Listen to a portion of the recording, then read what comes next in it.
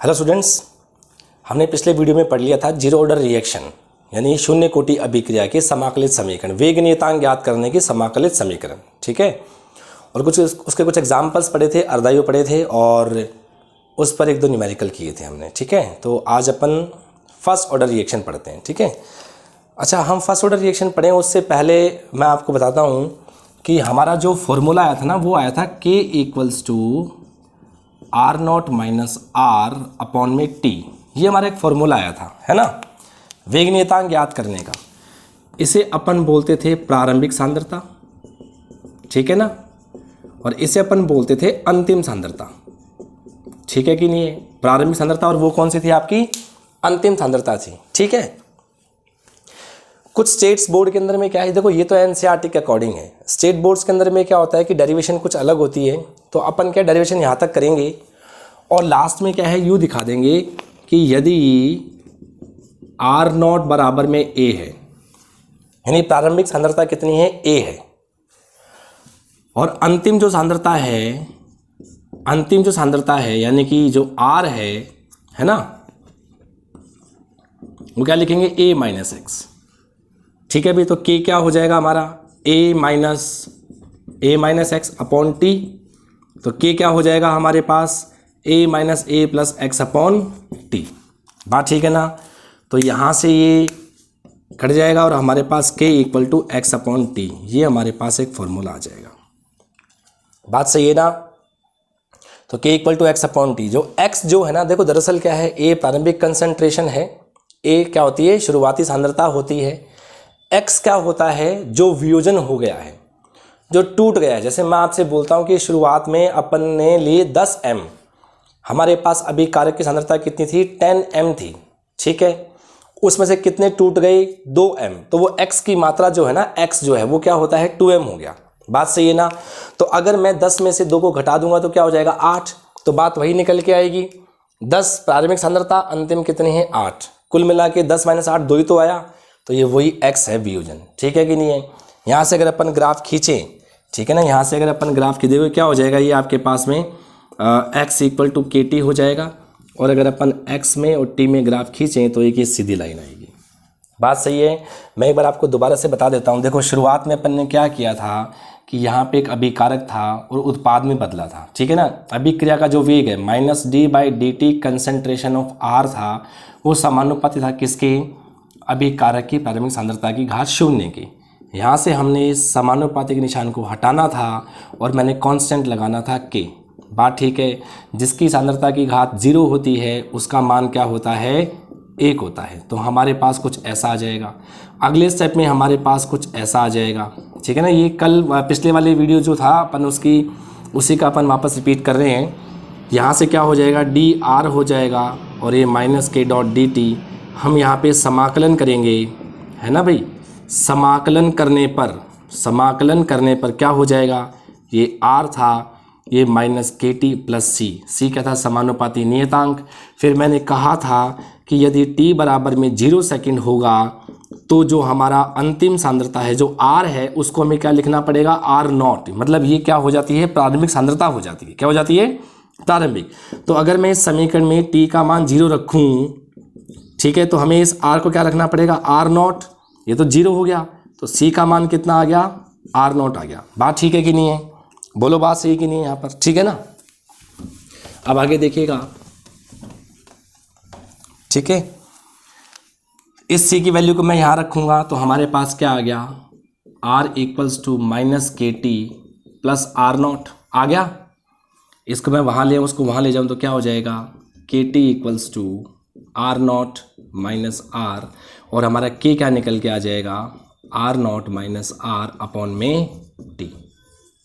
बात सही कि नहीं, ये वाला डेरिवेशन था। अब क्या करते हैं अपन, स्टेट बोर्ड के हिसाब से डेरिवेशन करते हैं। ठीक है, आइए देखिए स्टेट बोर्ड के हिसाब से डेरिवेशन क्या है। देखिए शुरुआत करते हैं, हमारे पास ये था अभिकारक और ये किस में बदल गया, उत्पाद में। ठीक है, ओके, ध्यान दीजिएगा, अपन अपने राजस्थान बोर्ड के हिसाब से करते हैं कि कैसे डेरिवेशन आएगा। शुरुआत में इसके A मूल थे ये 0, क्योंकि प्रारंभ में केवल अभिकारक होता है, उत्पाद 0 होता है। ठीक है, कुछ समय बाद यहाँ से क्या निकल जाते हैं, x मूल।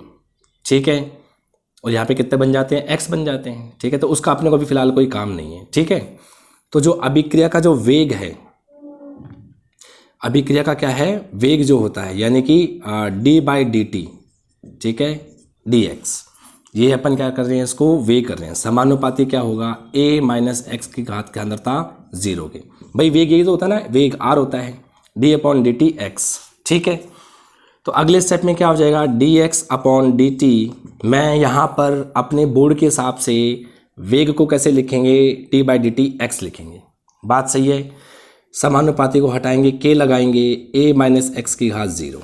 ठीक है, अगले स्टेप में क्या आ जाएगा, dx/dt इक्वल्स में k, क्योंकि इसका मान हमें पता है कि अगर किसी की घात 0 होती है तो उसका मान 1 होता है। बात ठीक है। अगले स्टेप में आएगा dx equals to k dt होगा। वही बात आएगी समाकलन करने पर। क्या बात आएगी, समाकलन करने पर। करें अपन समाकलन, तो क्या आएगा, ये dx equal to k dt आ जाएगा। समाकलन करेंगे तो ये तो आ जाएगा x और ये आ जाएगा माइनस के टी प्लस सी। क्या आएगा, x इक्वल टू माइनस के टी प्लस सी। ठीक है, समीकरण नंबर ये 1 हो जाएगी। वापस से देखेंगे, यदि t बराबर मैं 0 सेकेंड ले लूँ, 0 सेकेंड ले लूँ तो क्या हमारा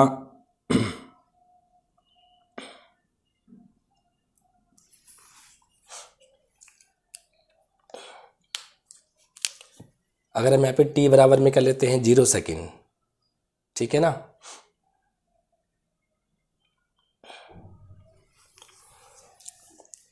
t इक्वल्स टू 0 सेकेंड, तो इसका मतलब ये हुआ कि व्यूजन कुछ होगा ही नहीं। t बराबर 0 सेकेंड पर क्या होगा, x का मान कितना होगा, 0 तो होगा। भाई अगर t बराबर में 0 सेकेंड है तो व्यूजन तो कुछ होगा ही नहीं ना, शुरुआत में तो पूरा का पूरा a रहेगा। तो इसका मतलब क्या हो जाएगा, यहाँ से ये क्या आ जाएगा आपके पास में, मैं t की वैल्यू 0 रखूँ, ये वाला t 0 रखूँ यहाँ पर, तो क्या आएगा, x इक्वल टू माइनस के इंटू 0 प्लस सी। बात ठीक है कि नहीं है, बोलो कोई दिक्कत। ठीक है, मेरे को यहाँ पे x के लिए 0 रखनी पड़ेगी, सॉरी। ठीक है ना, तो क्या होगा कि x जब अपन t बराबर 0 सेकेंड रखेंगे, t का मान क्या है, 0 है।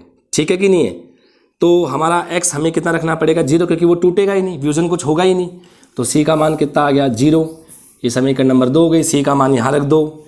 ठीक है ना, समीकरण नंबर 1 एवं 2 से तो क्या हो जाएगा, हमारे पास समीकरण क्या आ जाएगी, x इक्वल टू माइनस के, सॉरी यहाँ पर माइनस नहीं आएगा। ठीक है ना, यहाँ पर साइन माइनस का नहीं है, क्योंकि ये तो सारी वैल्यू प्लस की है ना, तो हमारे यहाँ पे के टी आएगा। ठीक है ना, तो यहाँ पे क्या आ जाएगा, x इक्वल्स टू के टी, और हम क्या निकाल रहे हैं, k निकाल रहे हैं, तो k इक्वल टू क्या हो जाएगा, x/t हो जाएगा। तो देखेंगे बात वही निकल के आती है, लास्ट के अंदर में आप डेरिवेशन करोगे तो हमारे पास k इक्वल टू x/t आ जाएगा। तो ये तो है एनसीईआरटी के हिसाब से, ये अपने राजस्थान बोर्ड के हिसाब से है, तो बहुत सिंपल है।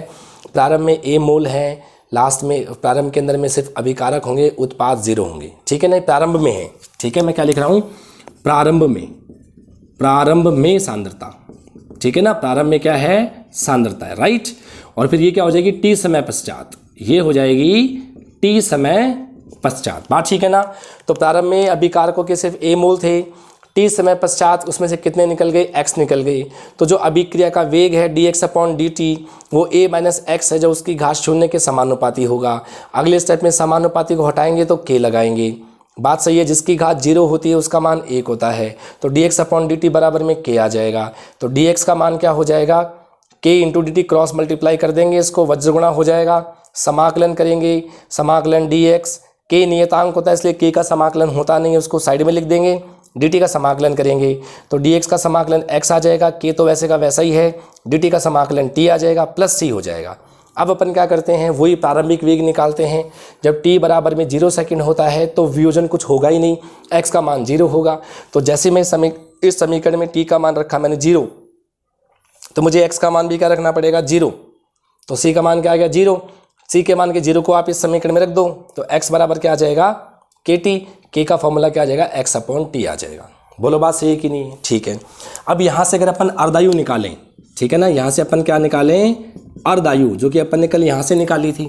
यहाँ पे अपन ने अर्धायु कैसे निकाली थी, यदि t बराबर में t हाफ है तो जो अंतिम सांद्रता r है वो प्रारंभिक की कितनी हो जाएगी, आधी हो जाएगी। तो इस आर नॉट में फिर अपन ने क्या किया था, के बराबर में आर नॉट में से मैंने माइनस किया था आर नॉट अपॉन 2 अपॉन में टी हाफ, इसको अपन ने सॉल्व किया था। तो आखिर के अंदर में क्या आ गया था हमारे पास में, हमारे पास टी हाफ बराबर में आर नॉट अपॉन 2 के, ये हमारे पास एक फॉर्मूला आया था लास्ट में जाके, आया था कि नहीं आया था पिछली वीडियो में। अब देखो यहाँ पे अपन सॉल्व करें, देखिएगा आप अर्धायु निकालें अपन, यदि t बराबर में मैं t हाफ लूँ तो x कितना टूटा है, विजन कितना हुआ है, आधा ही तो हुआ है कि नहीं, किसका आधा, प्रारंभिक का आधा, तो a अपॉन 2, तो मैं क्या रखूँगा k इक्वल्स टू, यहाँ रखूँगा मैं a अपॉन 2, ये हो जाएगा t हाफ, तो जो मैं t हाफ निकालूंगा तो क्या हो जाएगा a अपॉन 2k।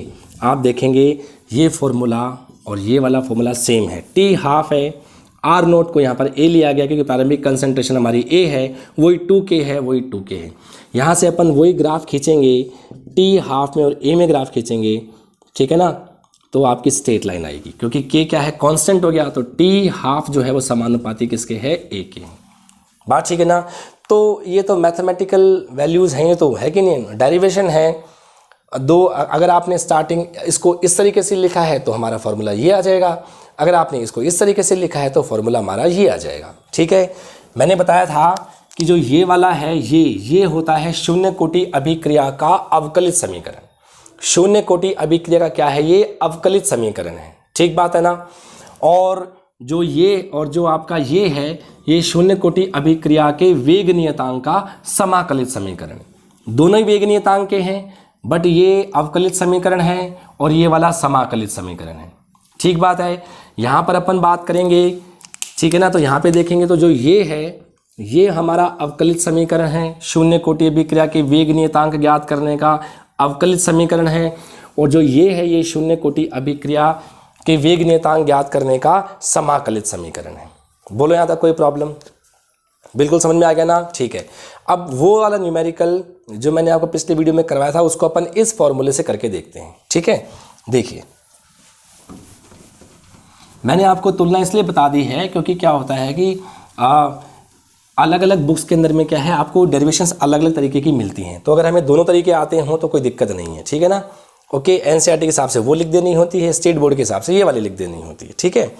मैंने कल आपको एक क्वेश्चन करवाया था, ठीक है, उसमें क्या था कि कोई एक अभिकारक था, वो ऐसे बताया गया था कि 10 मिनट बाद, है ना, 10 मिनट बाद कितना हो जाता है, 0.8 रह जाता है, ठीक है।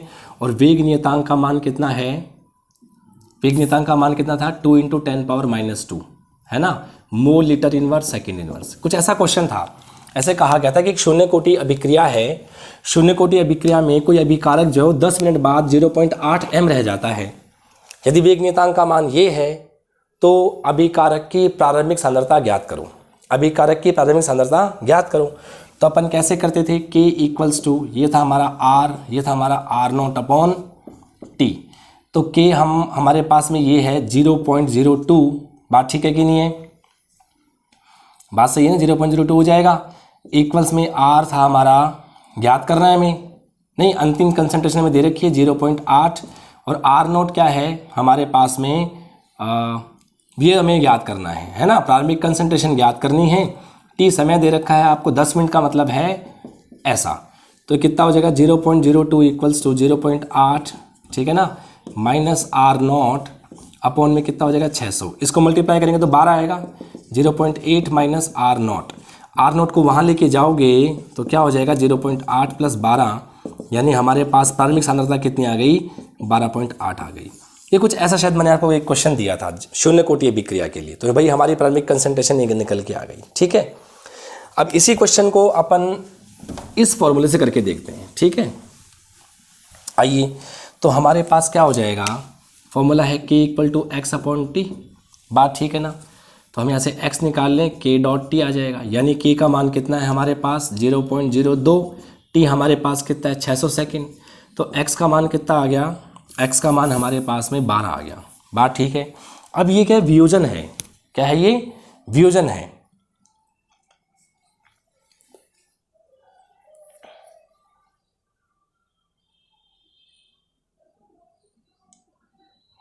है ना, हमें इसमें क्या निकालना है, प्रारंभिक कंसंट्रेशन, ठीक है।